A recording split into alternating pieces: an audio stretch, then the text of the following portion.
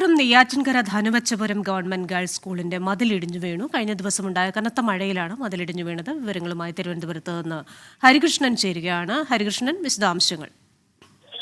കൃഷ്ണനായി കഴിഞ്ഞ ദിവസം നെയ്യാറ്റിൻകര ഭാഗത്ത് വലിയ തോതിലുള്ള മഴ ലഭിച്ചിരുന്നു. ഈ മഴയിലാണ് ഈ ധനുവച്ചപുരം ഗവൺമെന്റ് ഗേൾസ് സ്കൂളിന്റെ മതിലിടിഞ്ഞ് വീണത്. ഈ ആളപായമില്ല എന്നുള്ളത് തന്നെയാണ് ഏറെ ആശ്വാസകരം. കനത്ത മഴയാണ് ഈ നെയ്യാറ്റിൻകര ഈ ധനുവച്ചപുരം സ്കൂളിന്റെ ഭാഗത്തൊക്കെ ലഭിച്ചിരുന്നത് എന്നുള്ളതാണ്. ഇതിൽ ശക്തമായ മഴയിലാണ് ഈ മതിൽ ഇടിഞ്ഞു വീണത്. ഈ വർഷങ്ങൾക്ക് മുമ്പ് ഈ സ്വകാര്യ വ്യക്തി ഇതിന് സമീപമുള്ള ഒരു ഓട നികത്തിയിരുന്നു. അതിനുശേഷമാണ് ഈ മതില് ഇത്തരത്തിൽ ജീർണിച്ച അവസ്ഥയിലായിരുന്നു എന്ന് പറയുന്നത്. വർഷങ്ങളായി ഈ മതിൽ ജീർണിച്ച അവസ്ഥയിൽ നിൽക്കുകയായിരുന്നു. ശേഷമാണ് ഇന്നലത്തെ മഴയിൽ ഈ മതിലിന്റെ ഒരു ഭാഗം ഇടിഞ്ഞു വീണത് എന്നുള്ളതാണ്.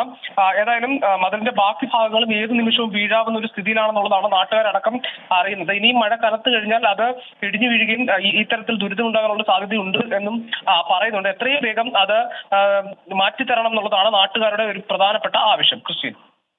ശരി, തിരുവനന്തപുരത്ത് നിന്ന് വിശദാംശങ്ങൾ നൽകിയത് ഹരികൃഷ്ണനാണ്.